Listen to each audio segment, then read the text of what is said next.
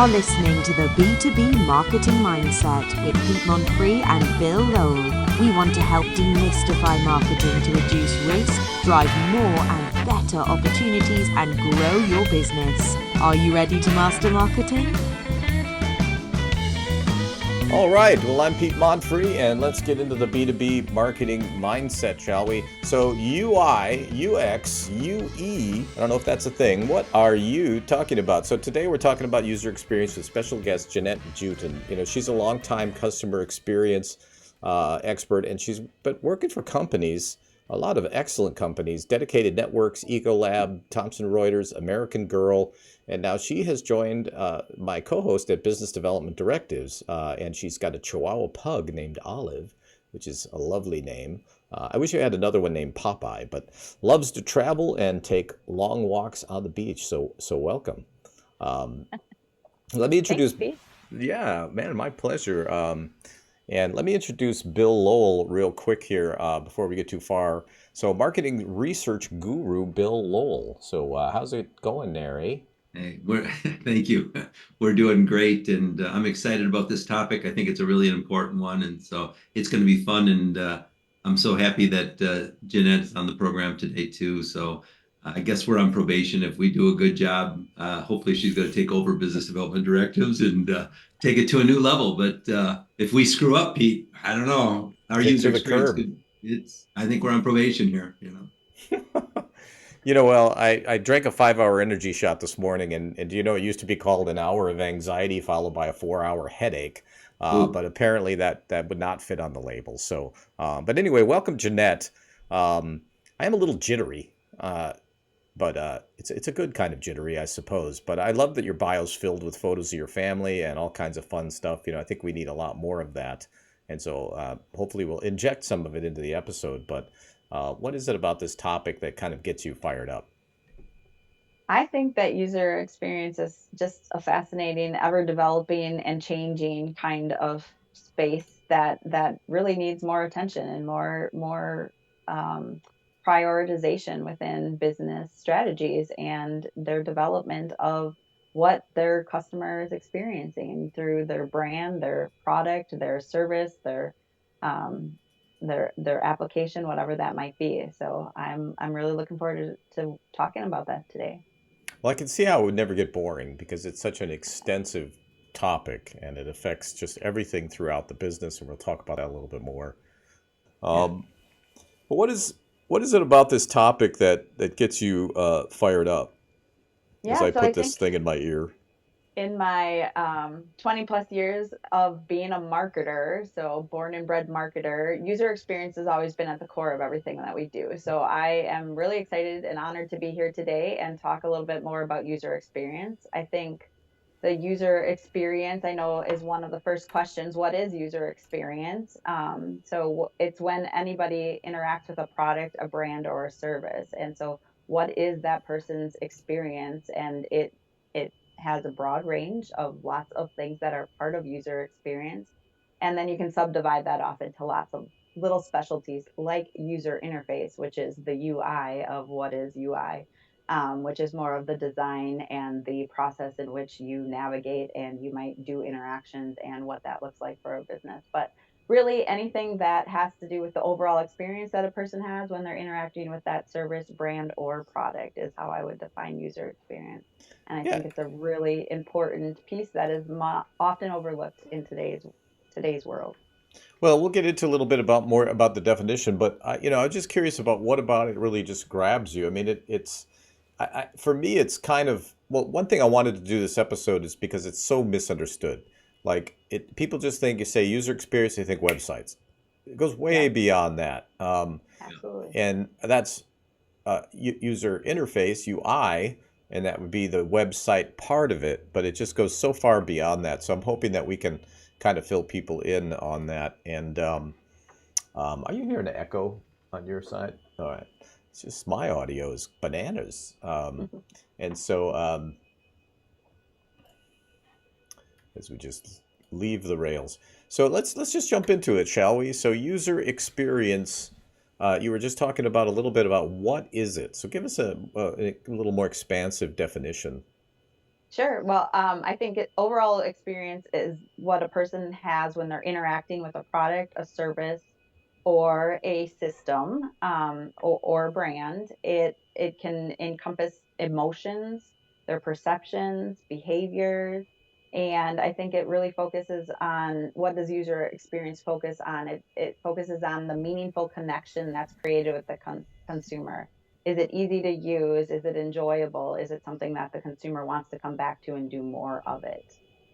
Does it, but also, isn't that something that if it's not a positive experience or if it's something negative, it can really end up hurting you? And that's part of the user experience too, because I know you and I have Absolutely. talked about that. Like, even when somebody calls and gets one of those phones that's an automatic system, sometimes people love it, but sometimes people hate it when you can't, get to somebody and you start saying, so I don't Yeah, know if you're that's part of it as well. absolutely. Your emotion to it could be positive or negative depending on what's experienced. Obviously, from a business and a company standpoint, you're trying to create positive experiences, but you can also use those negative experiences as great areas for opportunity and improvement. Yeah, and I really started thinking about this maybe 25 years ago when I read the E-Myth Revisited, which is really all about user experience. If you think about it, it's about process, how to create an amazing user experience. It uses the example of a hotel where the customer walks in and the person behind the counter says, "Hey, Bill, it's good to see you again. How's the wife, Jan?" Yeah. And it's all in a database and there's a whole process behind it, but ultimately that's what it's about. It's about the entire experience. This, you correct me if I'm wrong, because I'm kind of like winging it here a little bit. Uh, You're doing great. it's the whole picture, right? I mean, it's the whole Yep. picture of how the customer, um, not just what their experience is, but how it impacts their perception of value. Yep. And Absolutely. and value perception is probably something we should talk about more on this program because that's a widely misunderstood idea as well, even though those two words should be fairly obvious in their meaning. But perception is pretty much everything. So, but tell us a little bit about other facets that you get into when you're helping someone do Yeah. user experience. So I think that there are several key factors, seven or eight of them. So when you think about user experience to a customer or a person that's consuming that, is it useful? Like, is what they're doing helpful to them? Is it useful? Is it usable? Like, do I know how to interact with it? Am I confused or do I have a positive experience with it? Is it findable? Is it easy to use? Is it desirable? Do I like it? I mean, we can talk about lots of things that have had phenomenons where they're, a quick riser to the top and then they fastly fade over time too. Is it accessible or is it inclusive? Like, can everybody use it? Can only a subsection of people use it? And then also, to your point earlier, what's the value to either the creator or the user? So there's lots of things to consider as you really develop what user experience looks like for your product or your service or your brand or your company. And the facets are wide. I mean, it's everything from what's that product to what's that marketing, what's that email I receive, what's that text message say, how do I feel, what do I respond to it, what do I tell my friends about it.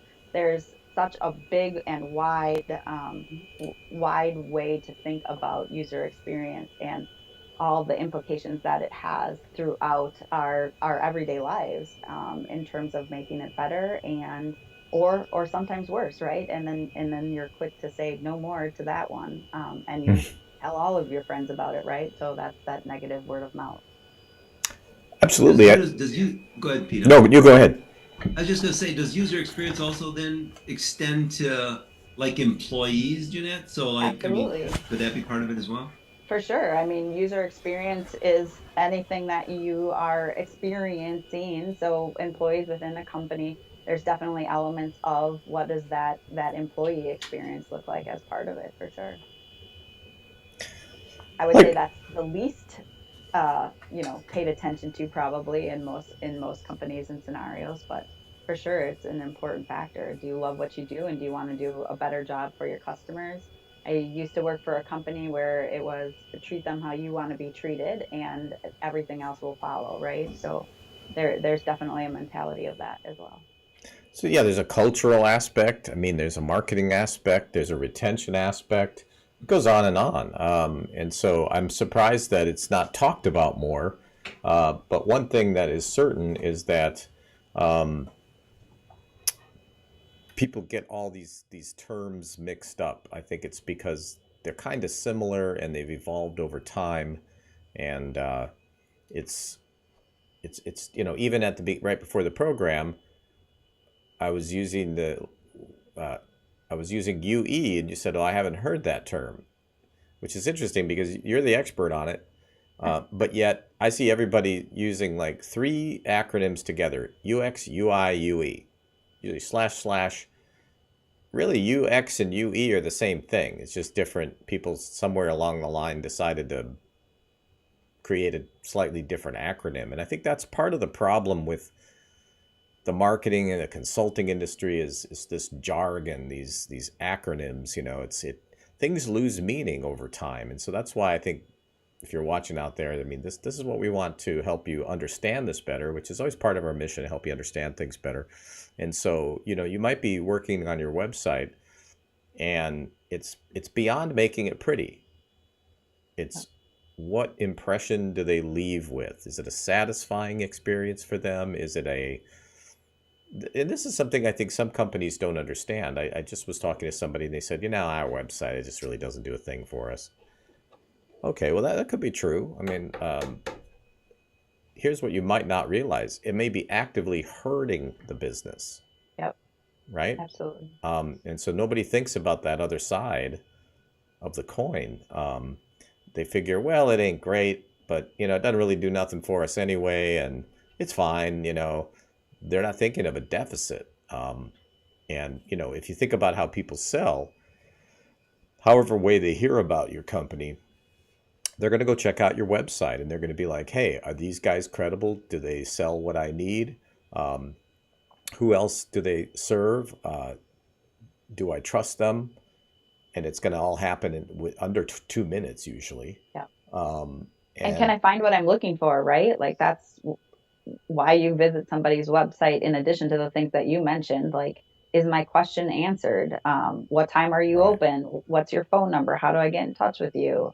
If I'm looking up something very specific to your product, is it available for me to figure that out? Well, Lots of, right. And I'm mostly thinking about B2B things, but yes, in B2C, it gets even more things.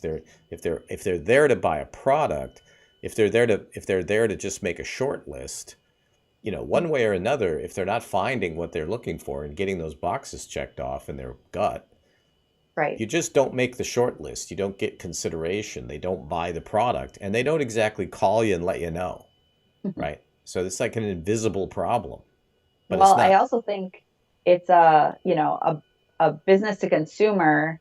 You're used to that interaction. You expect that interaction. When you go into your business world life and it's a B2B interaction, you kind of expect it to be the same caliber and the same level of importance. And so it's hard for a consumer to turn off, oh, I'm doing this in my personal, non-professional life to, oh, I'm doing this now on a business site. Why should I Right. expect it to be anything less than what I That's a get in the B2C world? that's a really good point, and I think you're kind of talking like benchmarking. So it's like, what is that expectation, like you guys were talking about in the early on? And if that expectation isn't met, we kind of walk away a little bit dissatisfied, and that's not part of the good user experience. So Yeah. I think that's really interesting. And I kind of think that a lot of times, at least maybe just in my head, but I think the expectation for businesses is even higher, especially if you're a professional business. Um, you know, I don't know. There's some businesses that I would say where professionalism maybe isn't the main thing. Let's say steam cleaning. They don't really care. Roofing, another one. Um, you're a consultant like us. There is a very high expectation. So and I don't think we always get it right. I think I probably got it wrong yesterday because I turned into Gordon Ramsay during the call, and that is kind of my bedside manner. I try to suppress Gordon, but he comes out sometimes. maybe it's an old age thing. I don't know. Anyway, it's It confusing is. to me also. Um, but let's go on to our next point. Why is this important? I mean, why is it important? I think it may be obvious to some, maybe not to others, but I still think it's a great question. So if you have a positive experience in business, what does that lead to? I hope more business, more More business, referrals, more referrals, more loyalty, usually more revenue, right? word of mouth. So word of mouth, happy customers, they tell a lot fewer people when they have a positive experience than when they have a negative experience. But nonetheless, a positive experience, something you love, usually tell others about. Sometimes it's a point of differentiation. So like my competitor doesn't do this, but we do this. So it's a competitive advantage when it's seamlessly integrated, when I can, make a phone call like you were saying, welcome to the hotel, Pete, because we know that you just joined us or whatever, and I make a phone call or I log in online and they know my history and they know everything about what I've done before, that makes me feel confident in them. That makes me appreciate the work that they've put in. And maybe I'm like, I'm talking out loud as though I'm explaining this. As a consumer, you might not actually think about it. You just know it Oh works, no, right? And yeah. that's awesome, and that's all you care about, because when it doesn't work, you really are upset and displeased with the situation. So I think all of those parts and pieces really um, lead to success in the B2B world, and why it makes a difference for sure. Well, what was the book, Bill? Do you remember? It was all about the wow experience. Hmm. That's kind of what we're talking about, but the problem is nobody would define that. They'd be just like, we need to get to the wow experience. Well, what the heck does that mean? All right. What does wow mean to you? Wow, this hotel room's dirty. I can go either way. Yeah. It's funny. I early on in our marriage, when my wife and I, we'd walk into a restaurant or we'd walk into an establishment. I know we're talking a little bit more B2C right now, but we were really talking about user experience because if something wasn't right, if somebody had a bad attitude, if somebody didn't take care of you right away, if something was dirty, I mean, in my opinion, it always got worse. And I'd always say to my wife right away, we're leaving. And then she would like get all upset with me. And then, but after a while, she learned, and now, she'll say to me, "Are we heading out?" And I'll always say, "Yeah," because it usually if you have bad experiences, it usually doesn't get any better. It just gets worse. And I think that's to Jeanette's point. It's like there's so many things that touch that if you're going to have that bad experience, it really does send a bad message about your brand or your product or service. People are uh, more likely to speak about their negative experiences too. So Yeah, you have this compounding effect. I found this in the music business long, long time ago, where if we were the usually the bands are their goal is to have just an absolute transcendent experience every time they play. yeah, Doesn't happen. You get it maybe 30% of the time, 40% of the time. But what's interesting is you can have a very enthusiastic crowd, and it seems everything's fine. It seems like the band's playing really well and everybody's happy and all that. But then when you really are hitting it and you're really connecting and you're having that transcendent experience, the difference is more word of mouth happens. You Yeah. get the same enthusiasm, nobody complains.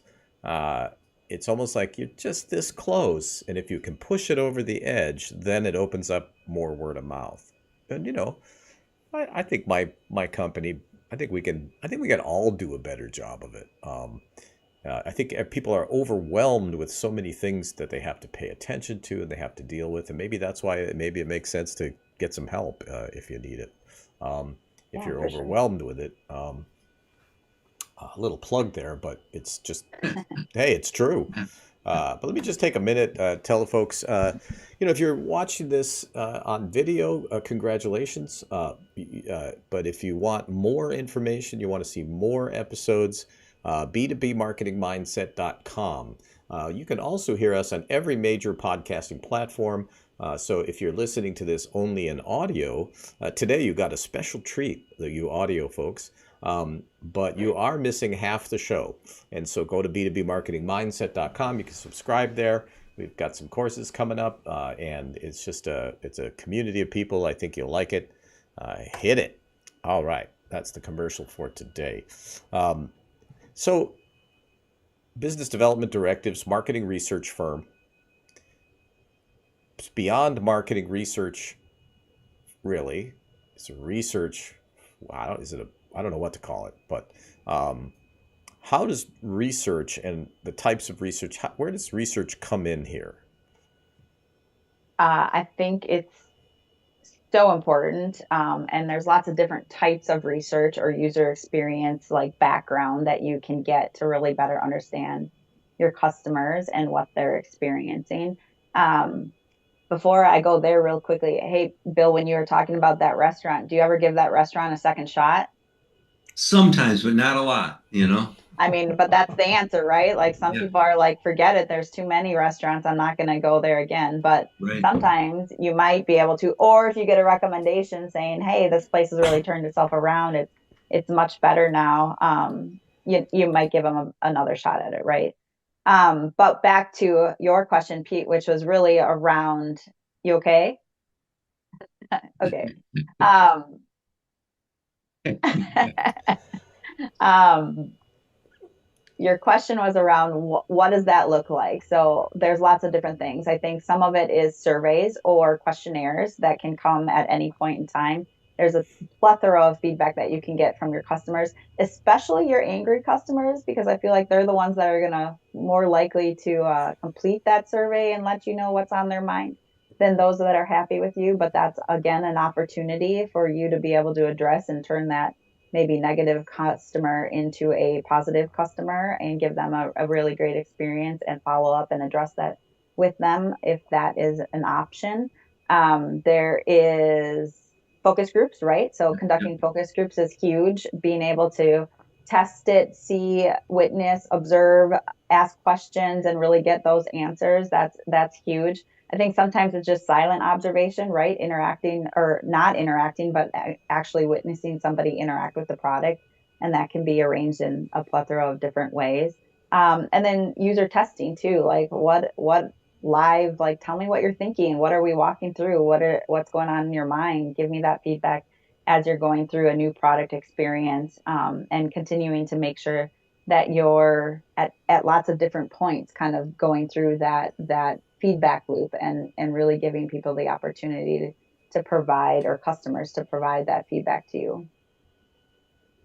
Is your primary target e-commerce and also brick and mortar Target in terms of types of businesses that you work with that you Are you talking specialize about in? for the user experience, or are you talking about research in general, Pete? I'm talking about what Jeannette does and Okay. what kind of companies that she works with primarily. Yeah, so I've worked with corporations, Fortune 500 corporations, worked with associations, worked with educational institutes, lots of variety. I think everybody's got a user experience. It just depends on what their focus is and what they're looking to sell or experience or create. Well, and I don't want to be pedantic, but I think there are differences between B2C and B2B. And so in the types of research and what you might do, but one of the things I think that there's a bunch of threads that I think go through everything is, uh, the positive feedback is great, but what we really need to know is where did we come up short? And Yeah. that's hard for people to hear. And one thing that I see all the time, and it's through consumer companies or B2B, direct to consumer, it doesn't even matter what type. Um, when somebody leaves a negative review or they talk smack on Facebook or LinkedIn, one of the biggest mistakes I think you can make is not responding. And I see this all of the time. In fact, the other thing I see all the time is people are just ignoring their social media and their reviews are filled with spam and scams. Yeah. Okay. So, what is the experience of somebody who might be evaluating your company? Let's say you're in the healthcare field, right? They go, and it's full of scams. That doesn't do much to instill trust. So, um, I think you have to respond and you need to hear the hard things. Yeah, I mean, I definitely agree with you. I think that social media is an aspect of user experience that needs to be kept up on, as well as the product, the e-commerce experience, the website experience, the app extension, the scheduling or calendaring, how easy or hard is it to do? I mean, obviously, it depends on what kind of business you have and what your offering is, but all of those things play a role in the total user experience. And I think the one other thing too is analytics, right? Like in today's world, you have so much information at your fingertips. If somebody leaves your website, you can say how long were they there, what page did they leave on. There's even the ability to see where they stop scrolling and make some assumptions based on that can really improve even that piece. Point of sale data, like there's just lots of different analytics and information that's available for one to analyze before they even go out to a customer and ask more questions or get more feedback directly that way. I'd like to add another segment, Pete, with regard to the research, if we can. And when I start mentioning it, Jeanette, you'll know exactly what I'm talking about. But, um, you know, a lot of times you can map, and I know you do this as well, Pete, you map that customer's journey or you map the buying process. And I know this is part of what you do with your UX and everything as well, Jeanette. But you map that, and then maybe you do some focused benchmarking on like who's really good at some of those segments, and then you can really improve that user experience. You can actually really improve your organization that way by doing that. But sometimes you can't focus on everything, but maybe there's, just like we talked about, okay, we really need to make our phone interaction with people that much better. Who's great at that? And then you look at what they're doing and how they're doing it, and maybe there's some things that we can emulate with that or borrow from them. But so there's some ways that you can implement, I think, doing that, and that's something that we've done a lot of, and I think that that's really key. But Jeanette, I don't know what you think about that. Yeah, absolutely. I think benchmarking and getting outside your industry, right? Like Yeah. you can learn a lot from other industries that are excelling in different areas, and how do you bring that best practice into your own practice? Right. In this climate right now, in this business climate, companies are overwhelmed. They're overwhelmed with technology. They're struggling with foundational things. They're struggling with their budget. There's lots of layoffs going on. Where does this fit in? I mean, I can imagine somebody who's struggling with 800. I got 99 problems. I think what Bill's just said is probably the answer. Pick one. Yeah. And be brilliant at it. As a starting point, right? As a starting point. And it might take several years to really start to get into the best practice area, but at least you got started. I think marketing's kind of that way too. It's hard to bite off it's hard to eat the elephant in one bite. And I guess on this program, we do try to give a lot of information. And, we've got 40 minutes with you. We want to make sure that you get a good picture. And then, of course, we'll try to elaborate. And this is another topic that maybe requires a number of episodes. So, but I hope we're giving a good overview of this. But I think research is at the center of this, because I think we become nose blind to our own business. And so if you're not, and well, I don't know if I want to go too far down this, but it's hard to do your own research because you're going to bring all of your biases to that table, right?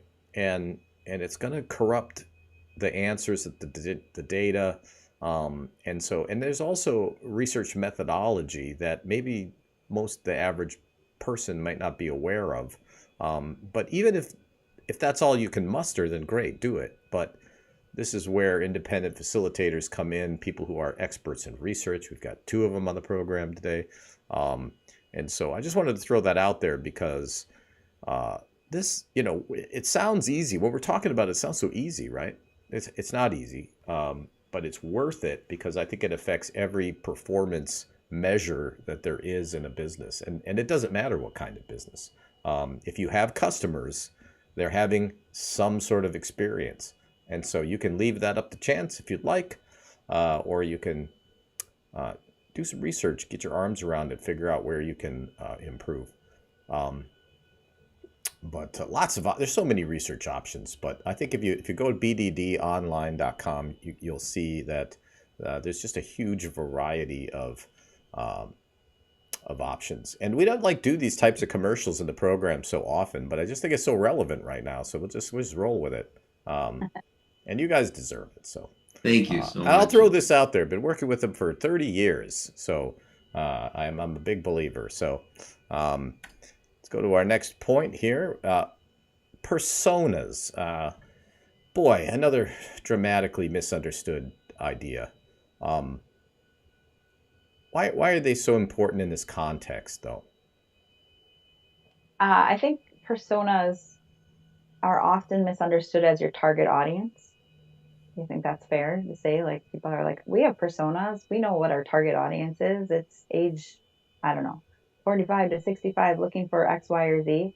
And I think target audience is a starting point, but the personas bring that to life, right? So it's kind of taking a handful of different people or different types of people that might interact with your product or service and really developing that out and better understanding them. And then as you develop that, it's kind of like, who are they? What takes up their time? What do they do as their role within the business to business kind of thing? Are they in sales or are they in marketing or are they in customer service? And what is their interaction with your company look like, and how do you really define it and kind of get in their head and experience what they're experiencing from their perspective, and then ask your questions of yourself. Are we meeting their expectations?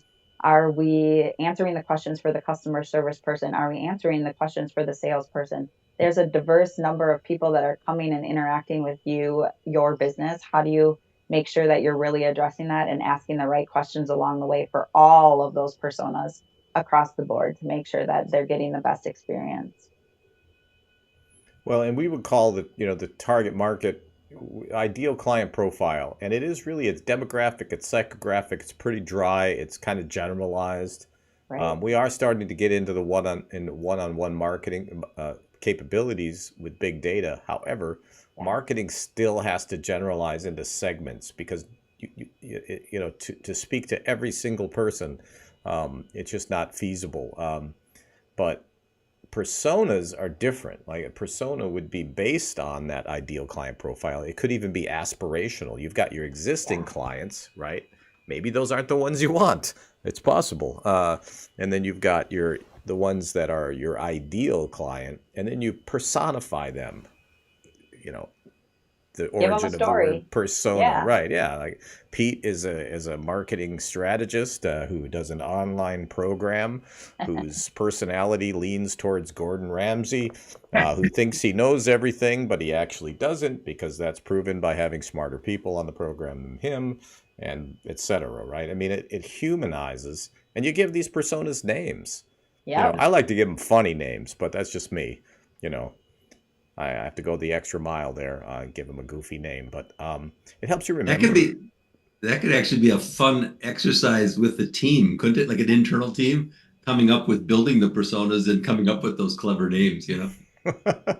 I've also done Yeah. it where I've actually gone to a customer and kind of walked through like our persona template with them and had them answer the questions and really like get in their mind and better understand it, and was able to come up with one of the best personas we've ever created because it was based off of a real customer. So Mm.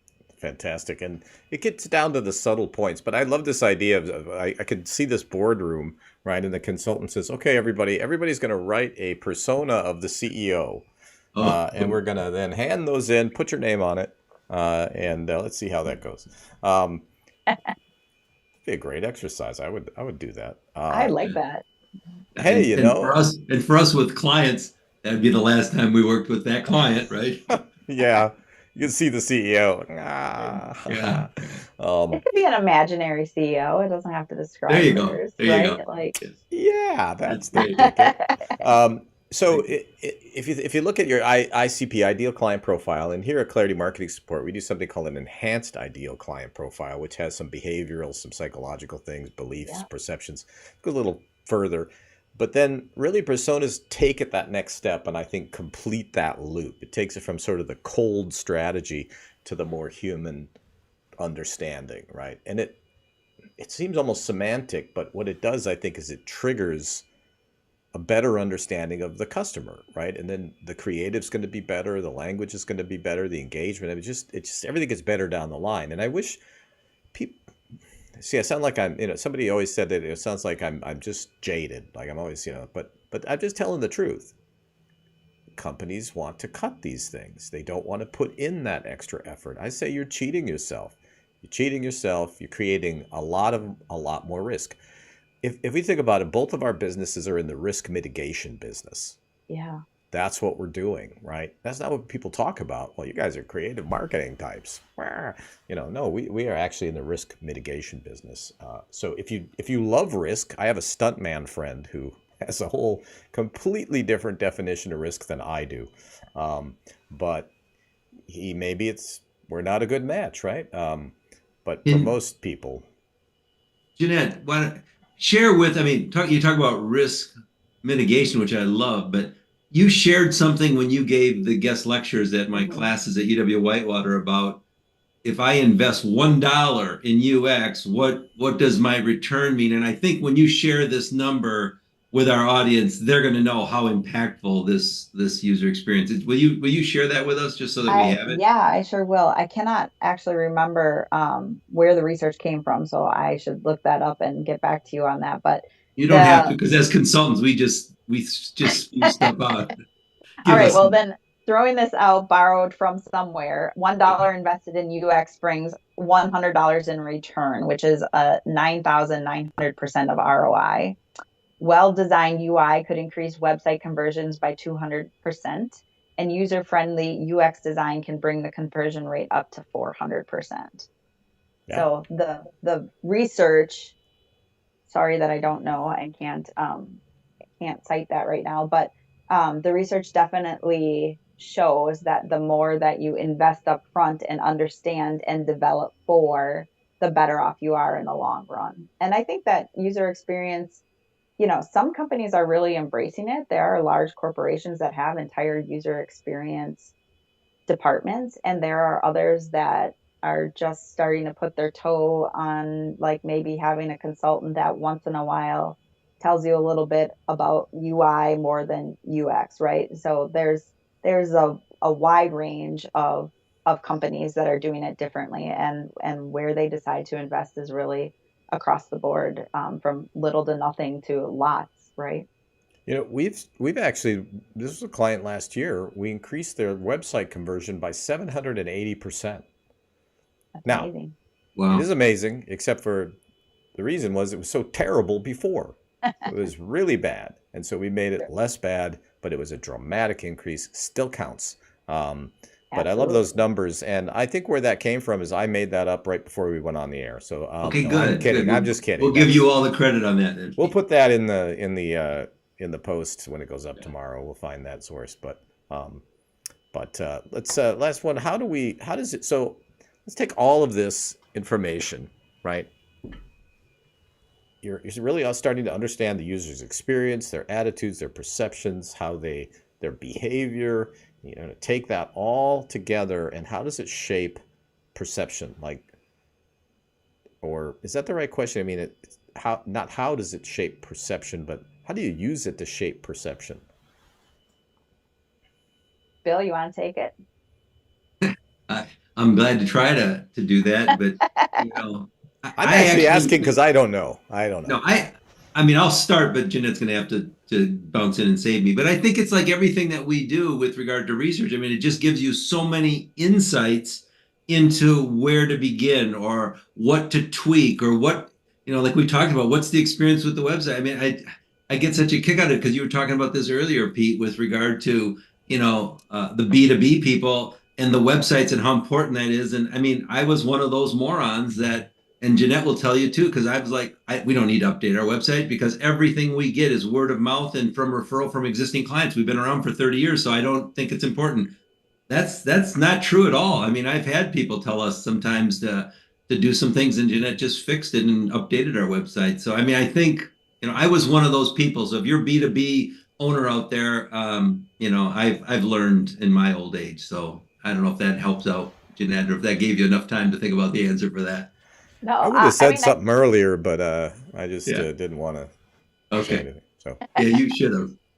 Well, yeah, I mean, I think your user experience is either positive, negative, or neutral. And what you're trying to develop is the positive, right? You're trying to get that thoughtful response, that emotional response, that loyalty. That's what you're working towards developing and want to deliver upon. And that I think is the goal of user experience, to create those positive experiences, those positive interactions, the I need this product, I can't imagine how I live my life without it kind of thing. And that's what you're looking to deliver on. Now, easier said than done for some things. I mean, let's take the healthcare system for example, right? Like there's a lot there that could be unpacked and worked towards, but a simple product or a paperclip or some things that you just want to make really spectacular, you want that to resonate with your customers. And how do you continue to resonate and redefine and improve and continue to build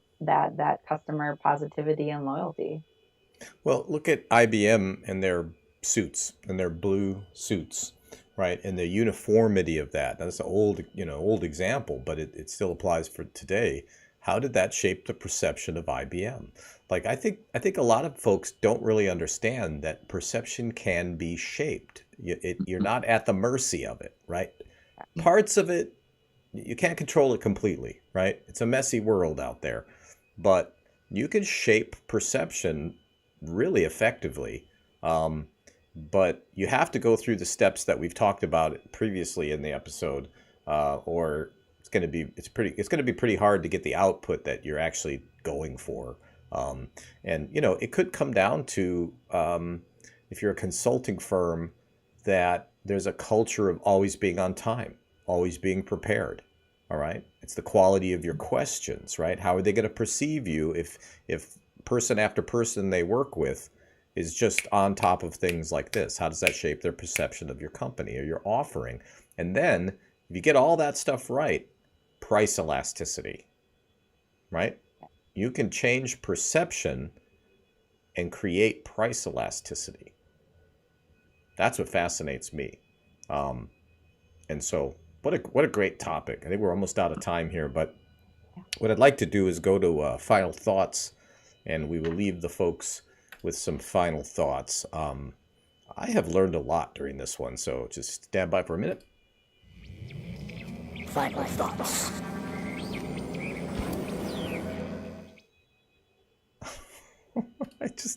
I can't help but laugh at that graphic every single time. Final thoughts. Go ahead. Let's let our guest lead us off. Final thoughts. I think investing in user experience is really key to driving successful interactions and business success overall. I think far too few of people, companies, businesses are placing the emphasis on it that they should be. And I think user experience is really an ever-changing dynamic that should be addressed and looked at, and it could lead to lots of success for businesses if they're just a little bit more time was thought put towards thinking through what that user experience is up front as they're developing their plans. Absolutely. And I'm going to throw it over to Bill, but I want to add something to that. So maybe instead of designing your logo for the 10th time, maybe this. Bill, final thoughts. No, I agree.